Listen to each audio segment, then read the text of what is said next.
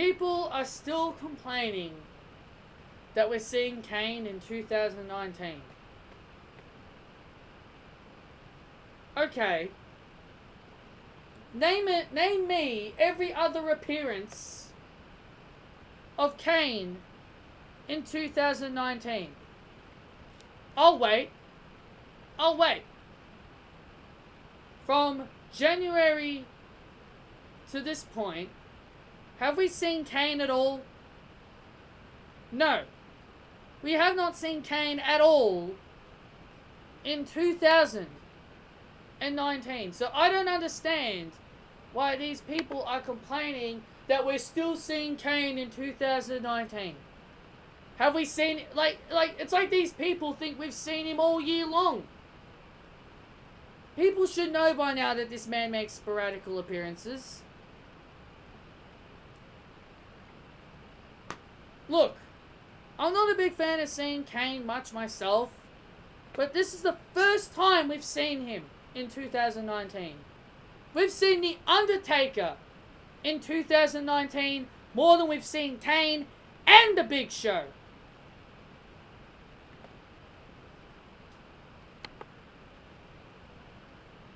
Look, I've said this. I get it. I get we shouldn't be seeing much of Kane anymore. He should be retiring. Yes, I agree. He should be retiring. He should be just like Undertaker and retiring. But at the end of the day, this is the first time we've seen him in all of 2019. These people make it sound like we've seen this guy since the very beginning of 2019, and he's been appearing ever since.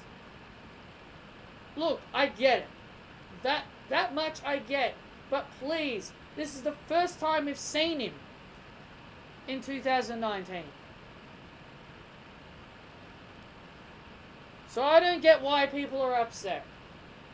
Well, then again, this wrestling community gets upset over everything. They get upset over everything. So hey, why should I be surprised? Right? Why should I be surprised? They get upset over everything. So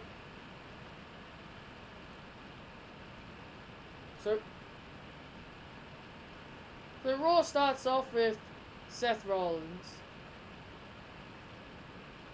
He's confronted by Bray Wyatt in the Firefly Funhouse. And that's basically everything. I don't really need to say much about it. That we just know that Bray Wyatt and Seth Rollins are going to be meeting inside Hell in a Cell. Braun Strowman crashes a tag team summit with the tag team champions Rude and Ziggler and the Revival. I do not understand this whatsoever. I don't understand why Braun Strowman is attacking the tag team champions. That I don't get. Then we had the OC in 6-man tag team match, the official, the original, the only club that matters, taking on Cedric Alexander and the Viking Raiders. Is this the Viking Raiders? Is this the first time the Viking Raiders have actually versed anyone other than jobbers this year? This must be some kind of record. Finally, the Viking Raiders aren't versing jobbers anymore. Turning them face was probably the best decision they ever did. Crowd were definitely behind the Vikings, that's for sure. But in the end, AJ Styles, the OC wins with AJ Styles doing a phenomenal forearm to Cedric Alexander. And then there was a post-match beatdown as well. With Cedric, with Styles doing a Styles Clash off the middle rope. But the Viking Raiders were fighting the other members of the OC. Then we had Baron Corbin taking on Chad Gable in the King of the Ring finals. And the nightmare has become a reality. The nightmare has become a reality with Baron Corbin becoming King of the Ring. I swear to Christ. I swear to Christ. as soon as I saw Baron Corbin's name in that bracket,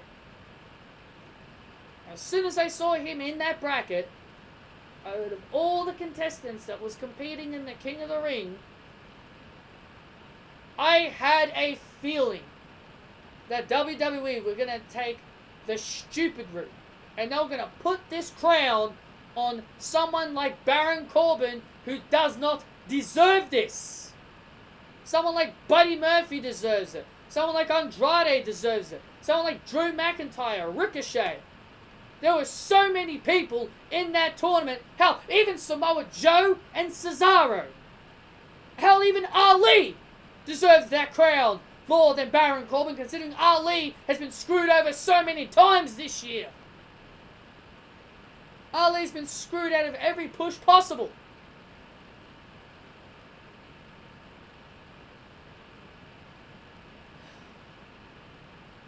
This is, look, they had the King of the Ring tournament this year had the best lineup. This was the best possible lineup they could have ever had for a King of the Ring. But they go with the one guy that everybody hates. They go with the one guy that no one wanted to win the King of the Ring. Ridiculous.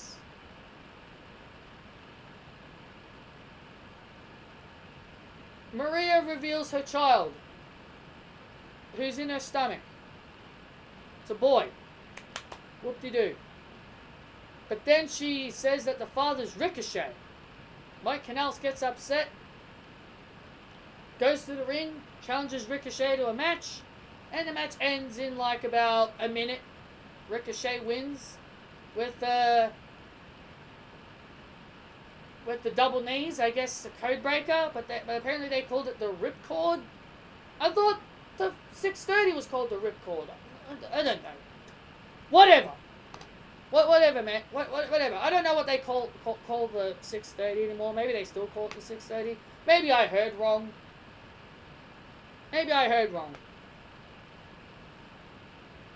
But then Maria comes out, and then all of a sudden, she reveals the real father. And the real father happens to be Rusev. Now, don't get me wrong. I'm happy to see Rusev back in WWE. But please, for the love of Christ, please tell me this is not going the direction that I think it's going. Rusev was not with Lana. What? Why do WWE? Why is this their intention? Why is it? Why do they always want to break up Rusev and Lana for? This is the thing I don't understand. Why are they always trying to break these two up? Out of all the real life couples they always try to break up is Rusev and Lana's. They always tried to break them up. Now they've broken up Mike and Maria. But the one couple they never even bothered to try and break up as a storyline purpose is Miz and Maurice. They never bothered to break them up at all. But here's Mike and Maria. They're breaking up. Rusev and Lana's breaking up. I mean, honestly, look what happened the last time they broke up Rusev and Lana. Does the name Summer Rae ring a bell? Does the feud with Rusev, Summer, Lana, and Dolph Ziggler in 2015 ring a bell? That was the worst feud I have ever seen in 2015. Please tell me we are not going down that direction again. If that is the case, I would much rather them just drafting Lana to SmackDown and keeping her far away from this feud. If you want to split up Rusev and Lana, then legitimately do it. Don't break them up just to insert her into this story. It's ridiculous. Is Mike Kanellis face? So Mike Kanellis is a face now? Are we supposed to care? Are we supposed to care and feel bad for this guy? That his own wife is neglecting him? I don't get it. I really don't get it. I have no idea what's happening with Lana, but I've got a feeling she's probably going to be a part of this storyline.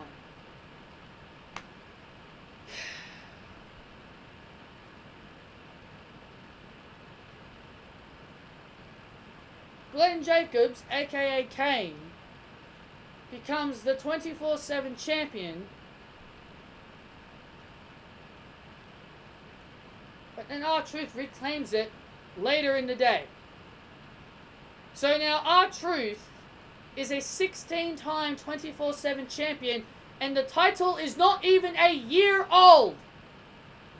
The title is not even a year old. The title debuted in May, and we are here in September, and R-Truth has won the 24/7 championship 16 times, faster than John Cena had won his 16 titles, and faster than Charlotte has ever won her women's titles. And I was hearing people on Twitter saying, "Oh, why are people saying that R-Truth? Who freaking cares?" Like, I was hearing people say, "Oh, who really cares about Ric Flair's 16-time record? R-Truth is this and this." Look, I love R-Truth. I love R-Truth. But I'm getting very sick and tired of him with that goddamn title. This title should just be called the R-Truth Championship. That's basically what it is. It's the R-Truth Championship. I love the 24/7 title. I love this title so much. I would buy a replica of the belt myself and probably hold it on my shoulders. But I swear to Christ, man, I am tired of R-Truth being the champion. I am legitimately tired of this man being the champion. Can't we have someone else at least hold the title for a few weeks?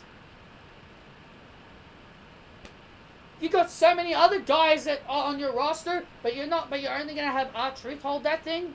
Probably by the time we hit 2020, and by the time the championship's 1 year old, R-Truth will probably be a 30-time 24/7 champion.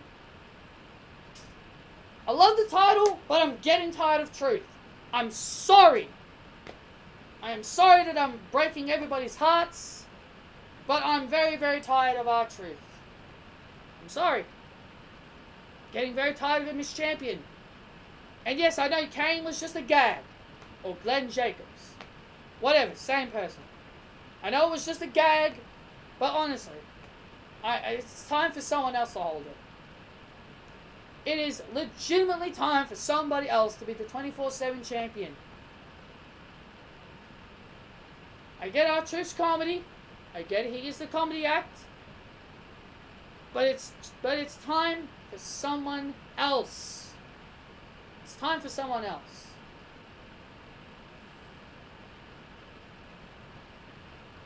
Rey Mysterio took on Cesaro. Rey Mysterio wins here. Obviously, this is Rey Mysterio's redemption. Trying to rack up some wins so he can get back on the winning ways and he doesn't retire, I guess. Then we had Sasha Banks and Bayley taking on Alexa Bliss and Nikki Cross. I hope this is a full-on face turn for Alexa Bliss, because you guys know me, I've been begging for WWE to turn Alexa Bliss face for a long time. And I think it is time for her to become a babyface. Alexa Bliss gets injured during the match, storyline-wise, gets injured, with Bayley attacking her knee and slamming her knee on the steel steps. Nikki Cross was all on her own in a handicap situation, but it was too much for Nikki Cross. She made a valiant effort, but in the end she had no choice but to tap out to the Banks table. Sasha Banks went to get a chair, was about to smack Nikki Cross some more, and then out came Becky Lynch with a chair of her own, And now I'm watching Star Wars. Ladies and gentlemen, I am now watching Star Wars on my WWE television, where I'm seeing Becky Lynch and Sasha Banks using the chairs as a lightsaber. Seriously, the way they were motioning it looked like it was Star Wars. Can they color the chairs? Can they color Becky's chair green and Sasha's chair red? Or is it blue, or is the good guy blue? Whatever. I don't watch Star Wars, so I don't watch Star Wars. So how would I know? But Bayley got a chair. She looked like she was about to gang up on Sasha with a smile on her face. She was about to gang up on Becky. And out came Charlotte Flair, who got a massive pop. People say, people say people hate Charlotte. She got a really good pop. She got loud cheers. Charlotte Flair did. And no, it was not audio either. She got cheered really loud. With high heels on, she booted Bayley. Now, I'm pretty sure she kicked the chair and not Bayley. Because if you have high heels on, you're going to poke someone in the eye. So I'm pretty sure Charlotte knew what she was doing. But either way, she took out Bayley, grabbed the chair, smacked it across Bayley's back. Sasha Banks at this point knew she was screwed, and she went down swinging. Went to swing the chair, but Becky ducked underneath, and Becky stabbed the chair in Sasha's midsection, and then smacked Sasha in the back. And the Boss and Hug Connection retreat. Then we get Lacey Evans taking on Dana Brooke. Yes, surprisingly, Dana Brooke. And Lacey Evans wins this with the sharpshooter. Yeah, she beat Dana Brooke with the sharpshooter. Also, I'm going to mention this real quick before I get to the main event. Yes, I saw the Authors of Pain. The Authors of Pain are now back. And I guess it's great to see them back, I guess. So I'm very interested to see what they're going to do with the Authors of Pain. I hope they move them over to SmackDown, to be honest, when it comes to the draft. Then we had main event time. It was Seth Rollins versus Robert Roode. Seth Rollins won by disqualification because Dolph Ziggler got involved. And then out came the OC. Why does the OC continue to attack Seth Rollins? This is the thing I don't understand. Why do they always target Seth? If AJ really wants to be the Universal Champion so badly, why doesn't he drop the United States title and go for the Universal Championship? I don't understand. I literally don't. But then out came Kane, who took out Roode and Ziggler and the OC single-handedly. And as he was about to do his signature thing that he always does, lights go out, we hear the screeching noise of the Fiend. The Fiend's behind Kane, and Man of the Claw to Kane. And then the Fiend actually goes over to Seth Rollins. As Seth Rollins is like sitting in the corner, and the Fiend is like leaning over to him. As Raw closes. That was Raw. That was your Raw, ladies and gentlemen. And I thought Raw was... I'm not going to say it was garbage, because it wasn't. It was decent. It was decent. It didn't make me angry to the point where I'm gonna shit on the show.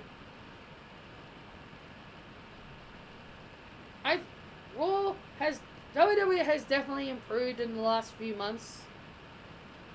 Sure, they may have had some big mistakes here and there, but overall, I think the shows have been good. So, I hope you guys enjoyed this review. Hit that thumbs up if you guys did enjoy. Comment your thoughts and opinions on Raw down below. And I will see you all tomorrow for my SmackDown review. See you guys then.